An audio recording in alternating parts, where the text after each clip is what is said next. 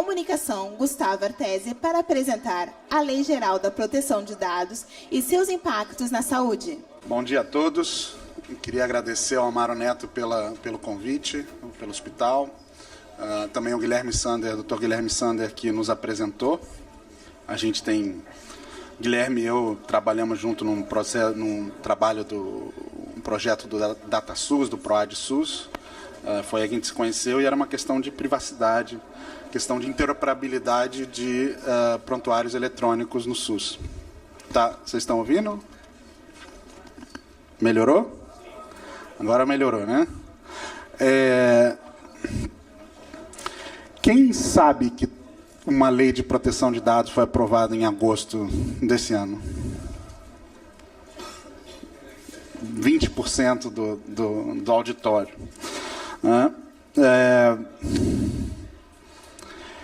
O Brasil estava atrasado nesse processo.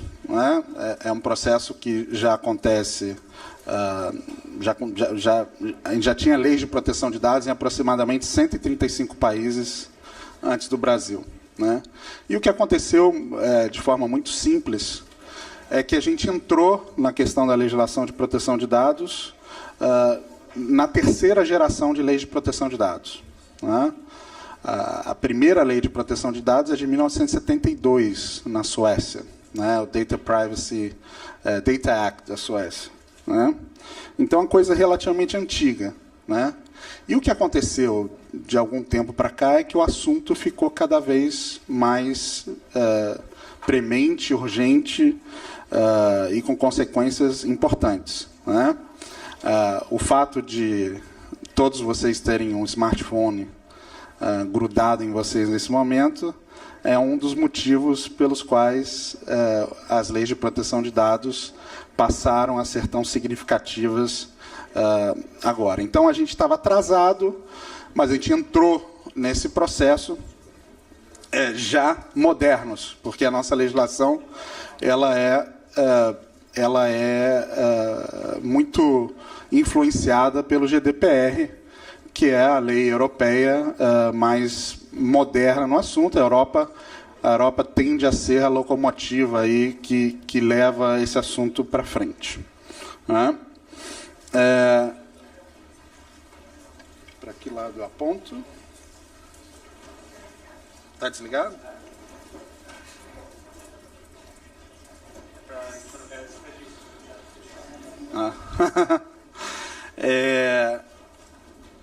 Quem é de TI? Vocês devem agradecer o emprego de vocês a esse cara aí. Ele é o ENIAC. Ele foi o primeiro computador mainframe do mundo. O primeiro elétrico, eletrônico, não eletromecânico. Teve um eletromecânico antes, que é aquele do filme The Imitation Game. E acho que eu não lembro os números específicos, mas acho que ele tinha 6 toneladas, custou muitos milhões de dólares e certamente não consegue competir com os celulares, nossos smartphones. Ele foi desenvolvido na Segunda Guerra para fazer cálculos balísticos, só ficou pronto em 1947. Então, virou um elefante branco, não sabia muito o que se faria, já que a aplicação era militar e a guerra tinha acabado, e o governo americano ficou com aquilo em mãos e decidiu usar para o censo demográfico dos Estados Unidos. E esse é o primeiro caso de processamento de dados em larga escala envolvendo dados pessoais, dados das pessoas.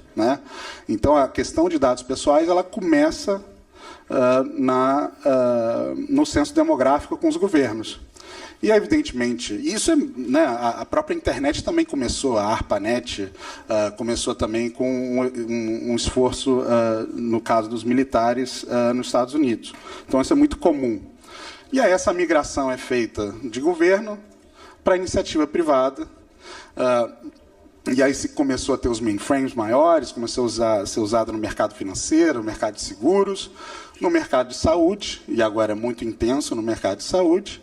E essa é a migração natural do processamento de dados em larga escala.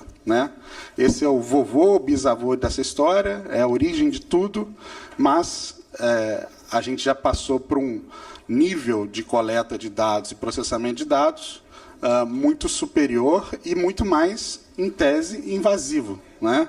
O exemplo que o Zorza deu de a gente ter o prontuário eletrônico no celular, ele tem implicações de privacidade importantes, né? A conveniência da informática traz problemas nesse sentido. E, basicamente, o que uma lei de proteção de dados faz, ela cuida, e é que a gente está falando num evento de saúde, dos efeitos colaterais do processamento de dados em larga escala. Existem efeitos colaterais. A gente tem conveniência, a gente tem economia, a gente tem eficiência, mas existem riscos à privacidade. E esse é o objetivo de uma lei de proteção de dados. É uma lei que cuida de um risco. Quando a gente processa dados, existem riscos associados a esse processamento. Quando eu comecei a estudar isso em 2010, 12, eu ficava um pouco, não chateado, mas eu ficava curioso, porque eu via da perspectiva do direito, e era muito uma questão de, você está ferindo o direito à personalidade, é um direito humano, né? Isso é algo muito etéreo, né? Mas eu pensava, quais são os danos efetivos, né? Quais são os riscos que a gente corre a partir do processamento massivo de dados? E aí eu separei alguns, eu fui separando ao longo do tempo os riscos efetivos do processamento de dados e das consequências de um processamento inadequado, injusto, antiético, né? E aí, a primeira questão é que, quando a gente está sendo monitorado, a gente tende a ficar inibido, né? A gente deixa de fazer as coisas que a gente faria normalmente. Isso é bem intuitivo, né? Se vocês tivessem, um de vocês estivesse aqui sozinho, a atitude de vocês, a maneira de se comportar, é possível que ela fosse diferente, né? As outras questões, você tem a questão de profiling e predestinação. Por exemplo, em Analytics, você tem uma probabilidade de algo acontecer, de uma definição de que algo pode acontecer com alguém. Então, a probabilidade de alguém morrer do coração, a probabilidade de alguém cometer um assassinato. Já tem decisões nos Estados Unidos judiciais que são no estilo do Minority Report, né? De definir se aquele presidiário ele vai ter acesso a condicional com base em ferramentas de analytics, né? Isso pode criar problemas, né? Uma decisão automatizada com base no algoritmo. Quem disse que ela é justa, né? Quem disse que ela é adequada, né? Quem vai controlar isso? A lei de proteção de dados, ela vem também para dar resposta a isso. Então, você tem a possível distorção da realidade, né? Imprecisão dessas ferramentas. A discriminação. Exemplo específico no Brasil, que já teve um caso. A empresa de internet que comercializa passagens de avião estabeleceu preços diferenciados baseados exclusivamente em geolocalização. Então, quem estivesse aqui no Sul, para uma mesma passagem, comprando uma mesma passagem de que alguém estivesse em São Paulo, para o mesmo trecho, mesma categoria, etc., teria preços diferenciados com base em localização. Isso foi, o Ministério Público do Rio de Janeiro entrou com uma ação contra isso. Exclusão, um caso muito comum e que tem a ver com a... Comum não, muito claro de entender, e que tem a ver com a área de saúde, é a questão de doenças ou de impedimento ou não fornecimento do serviço de saúde suplementar a partir de dados das pessoas que, em tese, teriam sido coletados e processados de forma inadequada. Um dia desses eu estava... Na verdade, um dia desses não. Vim aqui num evento no sul da FEUSul e estava com uma geneticista do Hospital Albert Einstein, ela foi palestrar também. E a gente está discutindo a questão dos dados genéticos, né, do DNA, né, do genoma, né? E aí a gente discutiu a questão do genoma ser anônimo. Se você tem um genoma anonimizado, se aquelas informações pessoais sobre aquela pessoa e toda a característica genética dela, ela estaria protegida.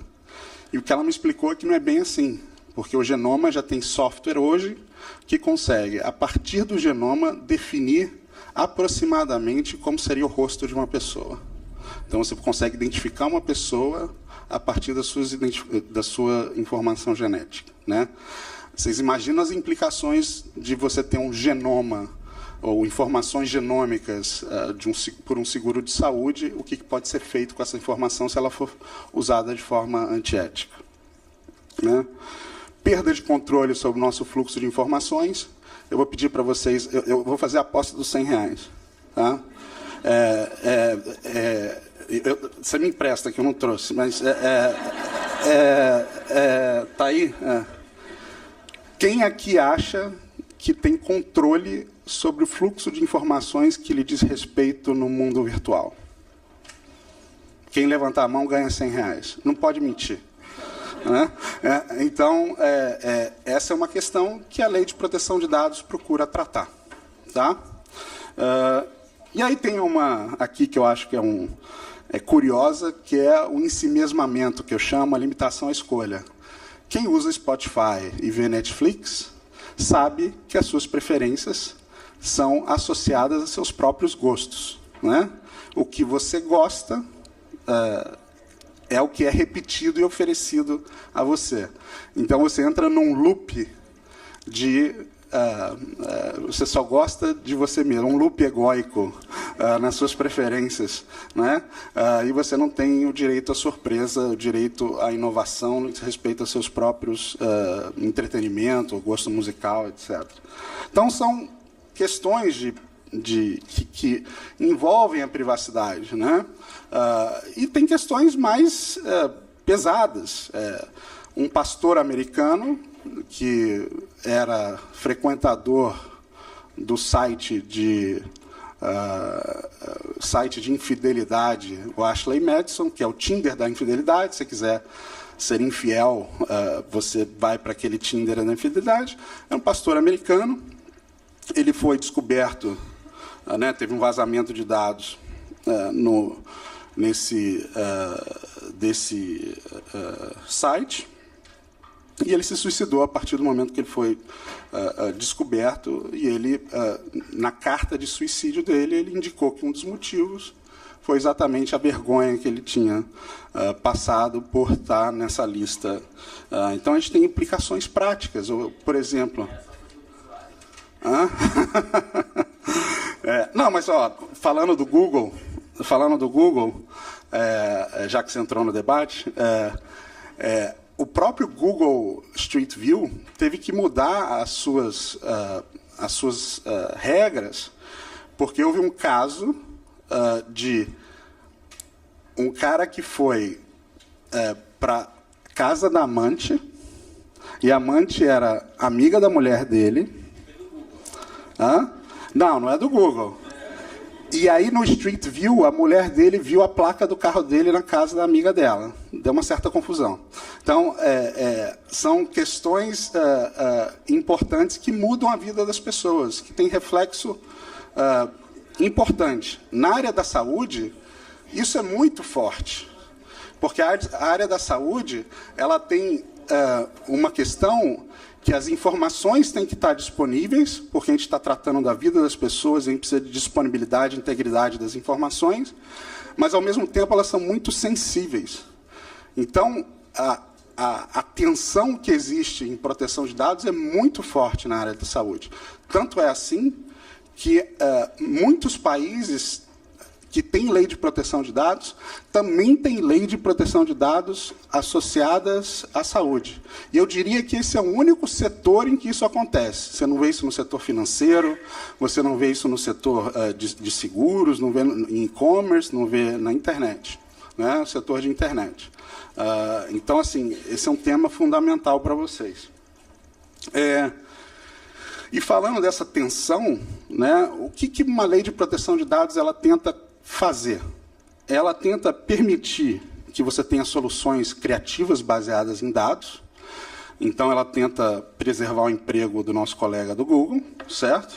E tudo que o Google pode trazer para a gente, e que traz para a gente, que é importante para a sociedade, tudo que o blockchain pode trazer, tudo que essas ferramentas trazem em termos de evolução até econômica, social. Não é? Então, ela procura preservar o desenvolvimento social, mas, ao mesmo tempo, ela procura cuidar desses riscos da proteção dos nossos direitos. Né? E esse é um equilíbrio muito tênue, delicado e difícil. Né? Uma lei de proteção de dados ela é complexa, difícil, tanto é que ela precisa de um órgão regulador. Não existe lei de proteção de dados adequada sem um órgão regulador. O deputado Orlando Silva, que foi o relator do projeto, me perguntou o que eu achava da agência, se tinha que ter agência. Eu falei, a agência é mais importante do que a lei. Né? Se fizer uma lei só, existe agência, é uma lei que seria adequada, porque o regulador é que vai modular isso. Não dá para uma lei fazer esse equilíbrio de forma precisa.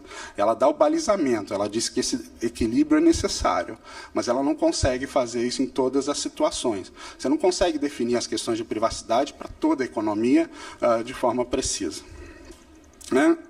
E aí é importante vocês terem em mente que a gente não está falando daquela privacidade mais comum, mais tradicional, de viram você trocando de roupa, entraram na sua casa, abriram a sua gaveta. Né? Para as meninas adolescentes da década de 80, usaram a chavinha do seu diário, abriram o seu diário, aquele que tinha... né? Não é essa a privacidade. Né? Essa privacidade tradicional.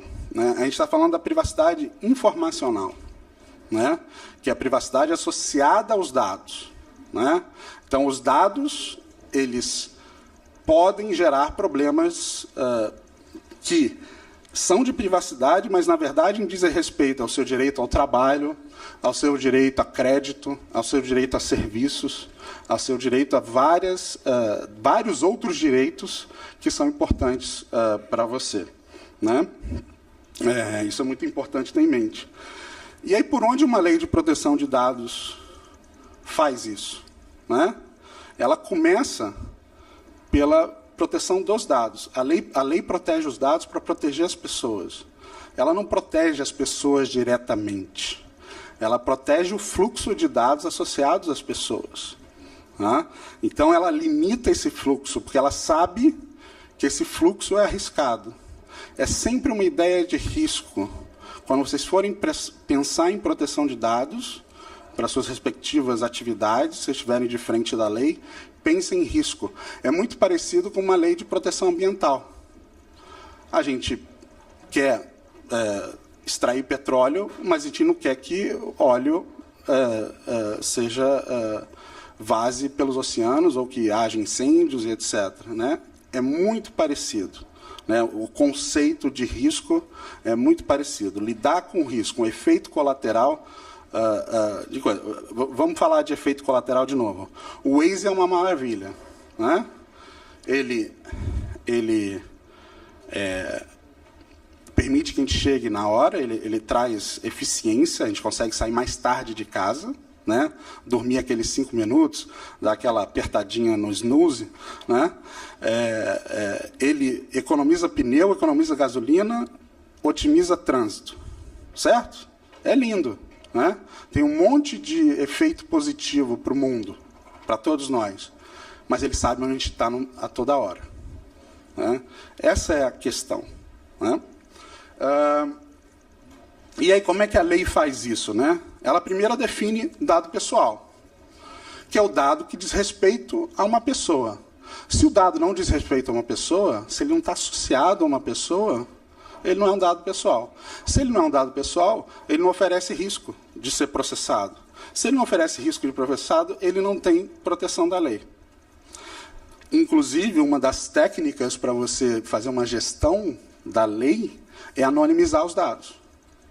Se você anonimiza um dado pessoal, porque anonimizando você consegue o mesmo resultado, certo? Que você teria originalmente, sem precisar saber quem é a pessoa, você está fazendo algo que, do ponto de vista, é adequado. Por exemplo, estatística não tem problema para a lei. A gente não sabe quem é. É uma massa de pessoas, né, que estão sendo, em comportamento de uma massa de pessoas que está sendo monitorado e visto. E aí, o que a lei faz? Ela define dado pessoal, ela diz o que é tratamento de dados pessoais, e aí, se vocês forem olhar aqui, o resumo disso aqui é: tocou no dado, é tratamento, né? Fez qualquer coisa, você está tratando o dado, certo? E aí, ela põe essa categoria de dado anônimo, que não é protegido, dado pessoal que tem um nível de proteção, e dado sensível, e dado de saúde é dado sensível, que tem um nível de proteção maior. É como se fosse proteção nível 0, proteção nível 1, proteção nível 2. Tá bom? E aí, depois de 8 anos de estudo, eu cheguei numa estruturação de tentar explicar a lei de forma resumida, né? E como é que eu cheguei nisso? Né? Com o não você já tem. A gente começa com o não você já tem. Quer fazer qualquer coisa disso aqui com dado pessoal, saiba que você não pode fazer. A lei começa dizendo que você não pode fazer nada, né? Porque ela entende que é risco. Qualquer coisa que você fizer, você está levando as pessoas a risco. Então, a restrição, ela é a regra. Mas a lei não quer proibir, ela quer gerar segurança, ela quer estabelecer formas de conduta que levem ao processamento de dados saudável, ético, justo, certo? Que não prejudique as pessoas. Então, você começa com não. E como é que a lei faz você chegar para o sim? Primeiro é o requisito para o tratamento. Qual é o requisito clássico? Qual é o primeiro sim que a gente recebe como organização para processar um dado? Qual é o sim que vocês dão no seu smartphone? Oi? Eu aceito. É o tal do consentimento, que é a pedra central, é a pedra de toque da proteção de dados. Tradicionalmente, é o que toca, o que sempre foi usado para essa primeira entrada, essa primeira utilização, né? Existem críticas hoje ao consentimento, no sentido... Existem críticas, não, existe uma dificuldade de entender se o consentimento é algo que ainda é real do ponto de vista da nossa capacidade de controlar o fluxo de informações que diz respeito a gente. Quantos eu concordo? Vou fazer você me presta R$100 de novo? Tá bom, já estou devendo 200.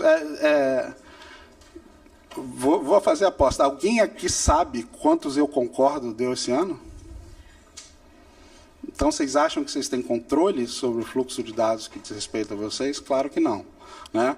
Então, o consentimento está em crise. Fala-se na fadiga do consentimento. Mas ele ainda vale, porque a gente está fazendo uma transição regulatória. Tá? A gente está num momento de transição regulatória, porque o mundo do processamento de dados ficou mais complicado. Então, o consentimento ele valia quando a gente ia para o Banco Itaú, ou qualquer banco, pegava aquela caneta Bic, na época, na década de 90, com barbante grudado nela, e fazia um cadastro. A gente sabia o que estava acontecendo. Quando a gente faz um cadastro no hospital, a gente sabe o que a gente vai fornecer aqui de dados. Mas quando a gente navega pela página da Decolar, a gente já não tem muita certeza do que está acontecendo. Quando a gente está relacionando com o Waze, a gente não tem muita certeza. Por isso que o consentimento está em xeque, ele está balançando assim, ele é importante, é fundamental, mas ele está numa crise da meia-idade, né? Já que ele existe desde a década de 70. Esse é o requisito de tratamento mais importante. No caso da saúde, vocês já começam com meio sim, porque para a tutela da saúde não precisa de consentimento. E faz todo sentido. Tem um cara desmaiado na rua, você não vai pedir o CPF dele para poder começar a tratá-lo. Né? Então, essa é uma das regras na saúde. Para tratamento de saúde, você já começa com requisitos, você já começa com meio sim. Beleza, então a gente chegou, tem o primeiro, né, a primeira camada, mas ainda estamos no não. Qual a segunda camada? Princípios. Né? Toda a lei de proteção de dados ela é baseada em alguns princípios. E você tem que seguir esses princípios para poder fazer um processamento adequado. Esses princípios surgiram na década de 80, né? E em inglês eles são os Data Management Principles, que é os princípios de gestão de dados. E eles acabaram permeando as leis. Eles são a origem, o core, né? O núcleo de toda a lei de proteção de dados. E o princípio mais célebre, o mais famoso e importante é o princípio da finalidade. Eu coleto algo, um dado, para uma determinada finalidade. Se é uma atividade de risco, eu não vou coletar dados que eu não preciso. Então, quando vocês observarem o eu concordo, gastarem um pouco mais do que meio segundo que se gasta, né, gastarem 20 segundos, vocês vão ver que a primeira coisa é, eu vou coleto seu dado para este fim. Se vocês perceberem que os consentimentos são nesse sentido. Tá?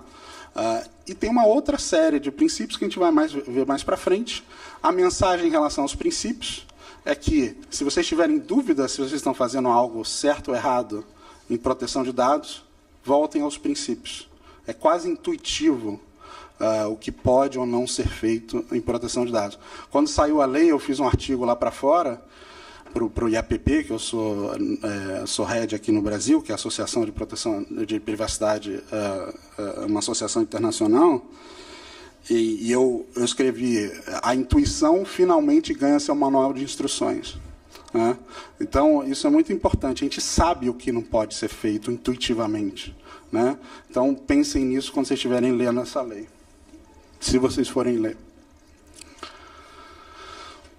Mas aí não basta. Né? Lei é um negócio chato, às vezes. Né? Ela quer a tutela de certos direitos. São direitos que fazem com que nós possamos controlar esse fluxo de dados.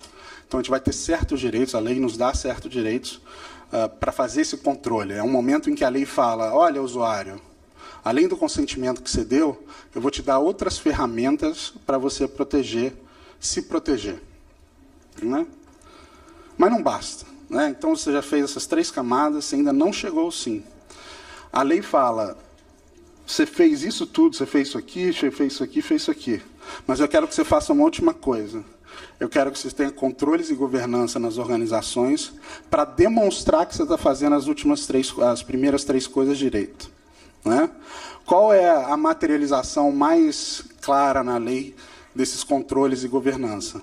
É o tal do encarregado de dados, que em inglês é o Data Protection Officer, que vai ser uma nova profissão no Brasil, ligada à área de TI, de compliance e jurídica. Né? Eu brinco que o DPO, ele é aquele... como é que é o nome daquele cachorro do... Tem um cachorro de 3 cabeças que cuida da... Cerberus, que cuida da porta do inferno, aparece no Harry Potter e tal. O DPO vai ser um Cerberus, porque ele precisa saber de direito e filosofia, conceitos abstratos. Ele precisa saber de compliance, como é que ele faz a coisa acontecer na organização. E ele precisa saber de TI. Né? E os processos de TI de controle. Né? É uma baita oportunidade para quem está aí no mercado. Tá? Que ela vai ser definida por lei. Né? Ou ela é definida por lei. Fez isso tudo, a gente chega ao sim. Então, é difícil chegar ao sim. Não é fácil. Demora, tem uma questão cultural, como eu falei para vocês, a gente entrou na 3ª geração de leis de proteção de dados direto. Tá? Então, a gente não tem cultura. E se a gente não tem cultura, vai ser difícil da gente fazer o que o pessoal já está acostumado a fazer lá fora e que eles estão com dificuldade. Há estimativas que o GDPR, que é a lei europeia, só tem 30% das empresas europeias estão compliant. Né? Então, e eles têm essa lei ou algo parecido desde 95. O que mudou para eles é que eles ganharam uma multa. E agora, como eles ganharam multa no GDPR, eles se mexeram.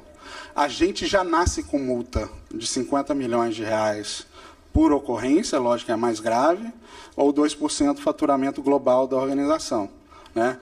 Então, a gente vai ter que ser rápido e preciso para se resguardar, estar adequado nesse tema.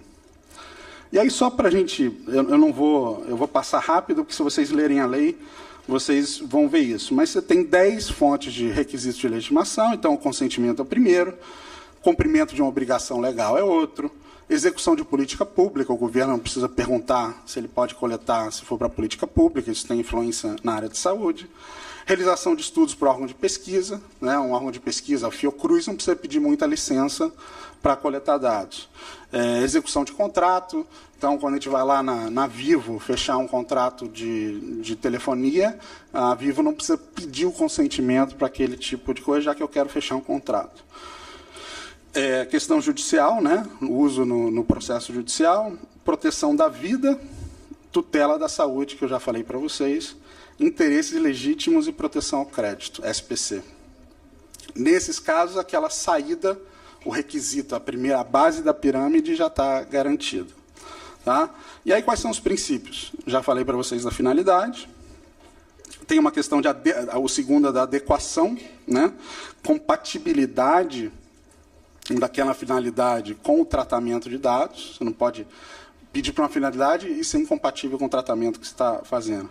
Necessidade, que é chamado de minimização também. Se é uma questão de risco, eu não posso coletar dados além do que eu preciso. Certo?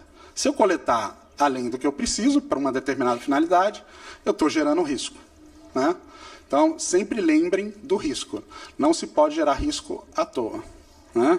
Livre acesso, aqui tem a ver o direito dos usuários de ter livre acesso do titular dos dados, que é tecnicamente o nome que se dá, livre acesso às informações.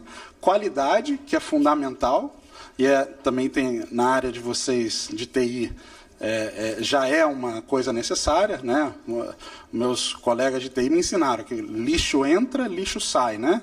Em termos de processamento de dados, né? Então, você tem que ter dados precisos para poder chegar a conclusões ou fazer um processamento de dados que leve a informações corretas, né?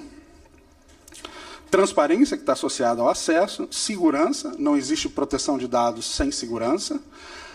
Importante, proteção de dados não é segurança da informação. Segurança da informação é um elemento necessário à proteção de dados. Não, é uma capa protetora dos dados. Por quê? São duas coisas que podem acontecer erradas em proteção de dados. Vazamento de dados, que é o caso da Ashley Madison que eu falei para vocês, certo? Que é algo inevitável, né? Tem aquela história... quem conhece a história dos 3 envelopes? Do cara de segurança da informação da empresa? Teve um caso grave de quebra de sigilo na organização. O CISO, né, o Chief Information Security Officer, foi demitido, né? E aí ele foi pedindo para ele recepcionar o novo empregado, né, o novo CISO. E aí ele falou, olha, não vou te dar muito conselho, eu só vou te entregar 3 envelopes, numerados 1, 2, 3, e a cada evento de quebra de sigilo você abre um envelope. Ah, tá bom. Aí teve um evento, ele abriu o primeiro envelope, estava lá, culpe o seu antecessor. Ah, beleza, vamos fazer isso, né? Aí um outro evento de quebra, culpe a sua equipe. Abriu, bom. Aí ele achando que o terceiro envelope não ia sair e tal, mas já estava, né? Mas teve um terceiro evento de quebra, ele abriu, estava lá, prepare 3 envelopes, né? Então, é inevitável a quebra de sigilo. E como é que se lida com isso do ponto de vista jurídico, né? E até organizacional? Se é inevitável, você tem que fazer 2 coisas. Uma é um seguro de cyber risk que está começando a ter no Brasil. Se é um risco inevitável, se é inevitável, não tem como você fazer. Só que você não vai contratar um seguro despreparado, né? A gente faz vistoria do nosso carro quando a gente vai contratar um seguro automotivo. Não é por acaso, é para a seguradora ver se ela vai segurar seu carro e o risco que ela está tendo de segurar aquele carro. Né? No caso do automotivo, se não tiver pneu careca, ela não vai segurar seu carro, você não vai conseguir assinar o contrato. No Cyber Risk, a seguradora ela vai fazer um assessment do nível de maturidade da sua organização. Né? Então, por exemplo, você está usando cloud e a Bessa, como é que é o seu contrato de cloud? Né? Como é que quais são as medidas de segurança que o seu provedor de cloud te oferece? Né? Como é que é a sua gestão daquela operação? Né? Então, nessa parte do inevitável, você tem que fazer duas coisas: seguro e estar com nível de maturidade alto, né? O melhor possível dentro das suas possibilidades. E o outro lado é o processamento inadequado de dados. Quando alguém faz uma besteira ou quando a empresa decide que vai fazer um processamento que não está de acordo com o adequado do ponto de vista de processamento de dados. Né? Não é um processamento justo, não é ético, as finalidades não estão sendo adequadas, etc. Então, são essas duas coisas que podem acontecer na proteção de dados. Então, segurança ela cuida desse primeiro elemento, né, que é o vazamento. Prevenção, no sentido de risco, né? Não discriminação, que é essa questão que eu falei da discriminação, e responsabilização e prestação de contas, que é o accountability, ou a responsabilidade demonstrável, que você tem que demonstrar que você faz as coisas de forma adequada. Direito de titulares é bastante fácil explicar, né? São intuitivos, né? Então, se você tem que controlar seus dados, e se a lei te dá esse direito, você tem que ter a confirmação de que ele existe. Você tem que ter acesso a esses dados. Você pode pedir a correção de dados incompletos e inexatos. Né? Então, você teve acesso, pediu, olhou, não está certo, quero que corrija. Você pode pedir anonimização. Você vai falar assim, não, você não precisa saber esse dado, você não precisa estar vinculado a mim, quero que esteja anonimizado. Né? É meio que você controlando os seus riscos. Né? Portabilidade. Quero ter direito de mandar meus dados para outra organização e eu quero que isso seja feito. Então, se eu sou investidor num fundo de investimento, eu quero ter o direito de que meus dados financeiros e que meu histórico todo de aquisições, etc., seja passado para um outro fundo. Né? Eliminação dos dados pessoais tratados com consentimento, ou seja, a gente pode sempre se arrepender. Não quero dar o consentimento, é lógico que vai ter consequências. Se o prestador de serviço não conseguir mais prestar o serviço porque ele não tem seu consentimento, ele vai te informar. Inclusive, isso está aqui na antepenúltima, informação sobre a possibilidade de não fornecer o consentimento e sobre as consequências da negativa. Né? Então, a organização fala, olha, tudo bem, eu vou revogar o seu consentimento ou eu não vou processar seus dados, mas saiba que eu não vou poder te dar um telefone celular para você usar. Né? Revogação do consentimento e revisões de decisões automatizadas. Isso é muito interessante, é problemático em certa medida, porque os algoritmos são das organizações, né, e elas não podem, em tese, abrir sob pena de estarem prejudicadas do ponto de vista de propriedade intelectual. Como é que a gente resolve isso? Né? Porque você tem que ter transparência, né? Como é que eu posso ter acesso aos algoritmos? Isso também é uma coisa complicada e que tem que é difícil resolver. Né? E aí aquela última parte que eu falei, tem que ter controle disso tudo. Não basta, tem que ser mulher de César. Não basta ser honesta, tem que parecer honesta. Né? E tem que documentar tudo. É um processo de compliance complexo. Não vai ser simples implementar. Né? Aí você fala assim, não, mas a gente está ferrado, então. 50 milhões de reais, é um negócio difícil de fazer, a lei vai entrar em vigor em 16 de fevereiro de 2020, como é que a gente faz? No momento, você pode contratar as Big Four, que estão preparadas, né? Mas o que eu diria é que tem que fazer aos poucos, ter consciência da questão e começar a fazer. Não vai haver uma exigência de uma hora para outra para estar 100%. Mas vai haver uma exigência de esforço inicial, ou de um começo, de uma intenção, uma boa intenção. Isso certamente vai ser exigido. né? Esses controles vão da questão da segurança desde a concepção de um produto, e segurança, privacidade, boas práticas de governança, isso tem que estar incluído na empresa, o DPO, que eu já falei, relatórios de impacto, que basicamente são uma indicação do nível de risco que um determinado processo tem na organização. Tá? Eu estou fazendo um trabalho para um hotel de luxo em São Paulo. E é muito interessante, porque o hotel de luxo precisa saber tudo sobre a pessoa. Muito mais do que um hotel comum. Porque ele quer atender como se ela estivesse em casa. Quer saber até de que lado da cama a pessoa dorme, se for uma cama maior. O número para botar o sapato, para botar o chinelinho, tal, não sei o quê. Quer saber nesse nível, que tipo de comida gosta, é alérgico a quê e tal. Então, coleta um volume. Quantos casamentos tem, quantos casamentos de infidelidade, situações de infidelidade tem também. Eu ouvi lá, me falaram que tem pessoal que tem 4 famílias. Mas tudo bem. Então, tem que saber isso também, né? Porque você não pode cumprimentar a mulher num dia e a amante no outro, né? Ou vice-versa e tal. Então, isso também tem que ser sabido. Então, você tem que fazer... O que eu estou fazendo? Eu estou fazendo um relatório de impacto da privacidade. E é um relatório que eu tenho que definir os riscos e tenho que mitigar esses riscos. Tem que haver uma oferta de soluções de mitigação. Esse é o objetivo de um relatório de impacto da privacidade. Né? Comunicação de incidentes, a lei estabelece 72 horas, né? A história de 3 envelopes. Cada envelope que você abrir, você tem 72 horas para informar o regulador que você abriu um envelope. Certo? Questão dos dados sensíveis e a questão de transferência internacional de dados, que a lei é muito forte no que diz respeito a isso. Né? É muito...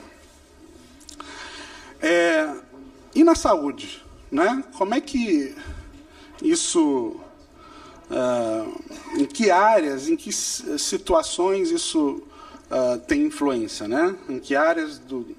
Então, lógico que tem a questão do tratamento de pacientes e operacional, o funcionamento do serviço de saúde. Comunicação, marketing, né? Como é que você faz marketing na saúde? Que dados você pode usar no marketing? Né?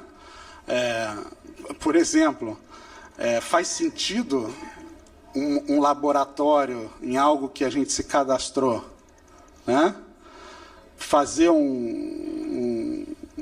uma farmácia, mandar para a gente um mailing com promoção do remédio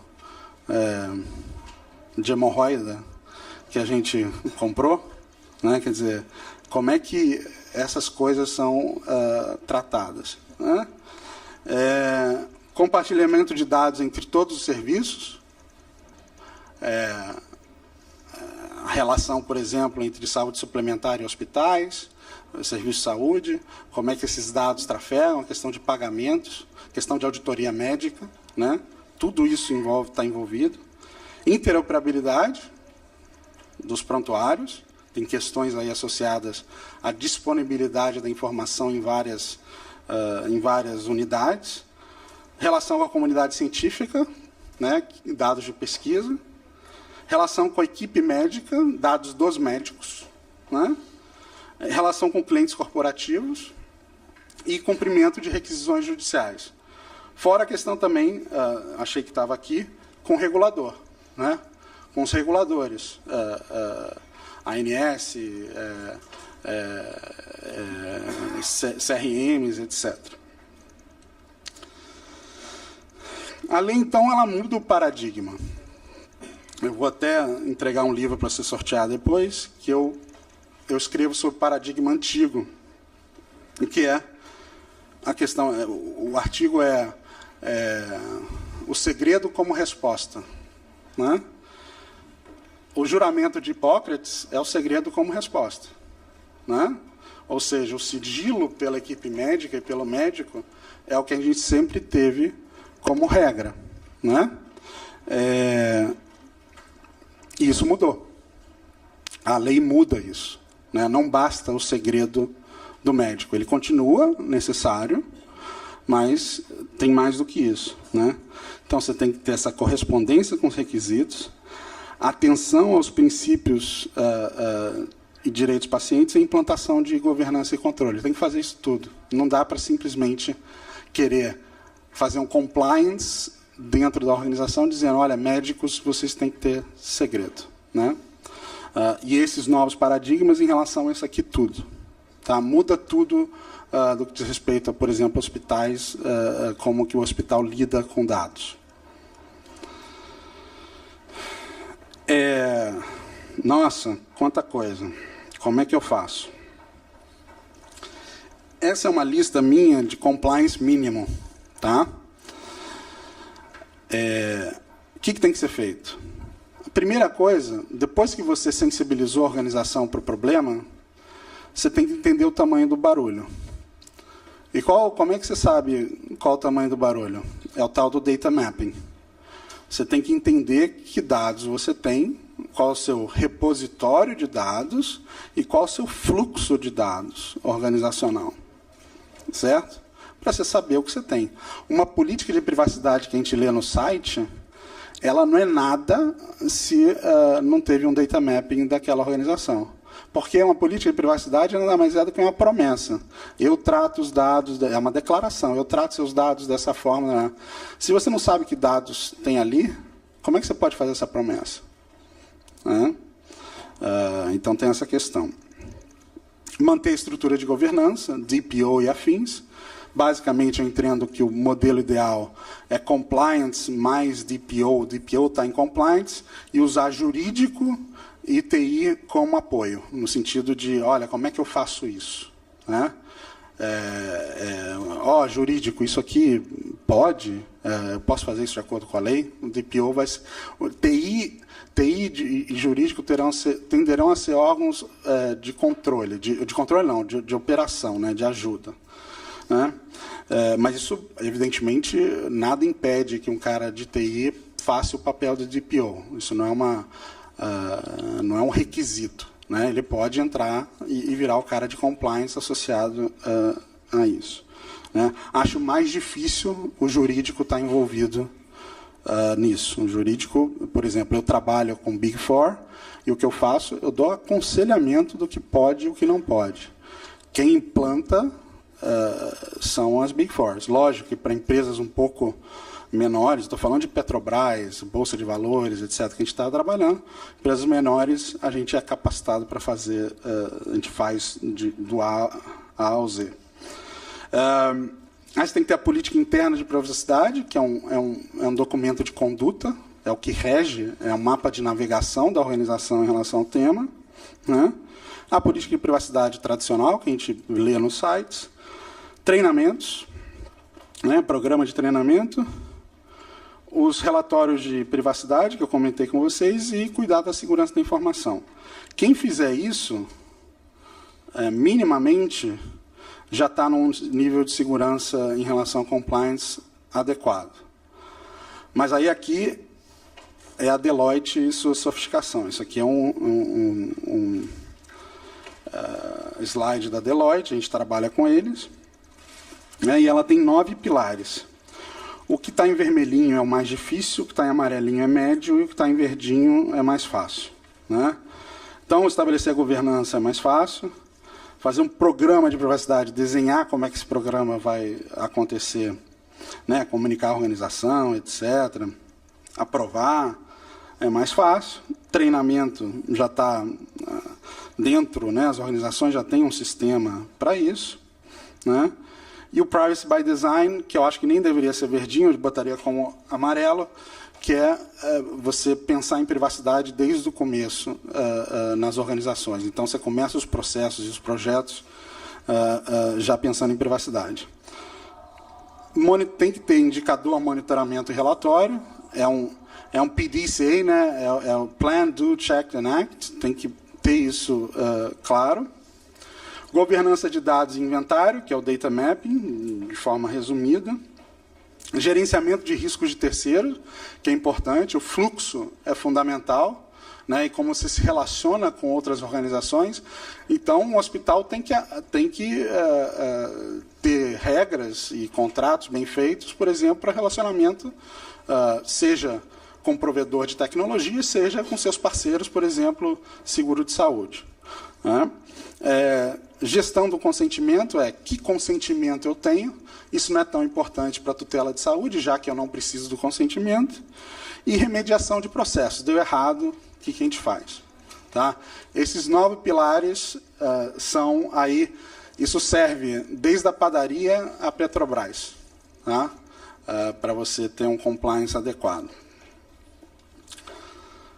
Regulação tem efeitos em cadeia, a lei é feita para todo mundo estar com a batata quente na mão, não é só quem tem relação com o titular. Então, existem regras de corresponsabilização. O seu provedor de cloud vai ser afetado por seu requisito, sua requisição. Muito importante entender que as leis são over the top, elas são exageradas. Uma lei de proteção de dados, ela põe muito direito, muita obrigação, de forma deliberada.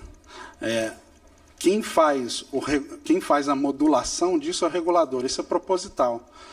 Como é coisa de risco, a gente faz mais apertado. Se você demonstrar, a organização, que você está cuidando do risco de forma adequada, eu tendo a ser mais liberal com você. Então, quanto melhor você fizer, mais liberdade você vai ter, né, para agir. É uma lei de confiança, baseada em confiança, ela é uma lei de conduta. Então, a lei não é necessariamente tão importante assim, né? Se a gente não tivesse lei, isso teria que ser feito também, porque é uma questão reputacional também, né? E eu aprendi isso com uma cliente minha americana, que a gente ainda está no vacatio legis, ela queria levar dados brasileiros para os Estados Unidos, pediu para eu fazer uma auditoria. Eu falei, mas para que você vai fazer auditoria se você está respeitando a lei brasileira, que ainda não existe, a gente está no vacatio legis? Ela falou, o meu cliente, quem compra meus produtos e serviços, não quer saber se eu estou seguindo uma lei, ele quer saber se eu sou ético, ele quer entender minha reputação, e ele quer saber, já que eu vendo dados, ou ele quer saber se eu faço isso de forma adequada. E, finalmente, voltando à questão da mulher de César, tem que ter tudo documentado. Eu chamo de paper chase, né? Não adianta fazer e não ter documentação, não ter demonstração. Então, vai ter um treinamento, grava, né, em vídeo, né? É nesse nível que a coisa tem que ser feita. Tem testes de múltipla escolha dos funcionários, tem que estar documentado, né? Esse tipo de coisa. Um comentário muito importante.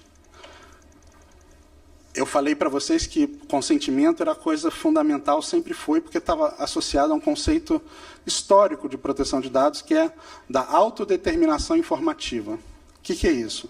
Se o dado diz respeito a gente, influi na nossa vida, é o nosso direito de determinar como esse dado vai fluir no mundo.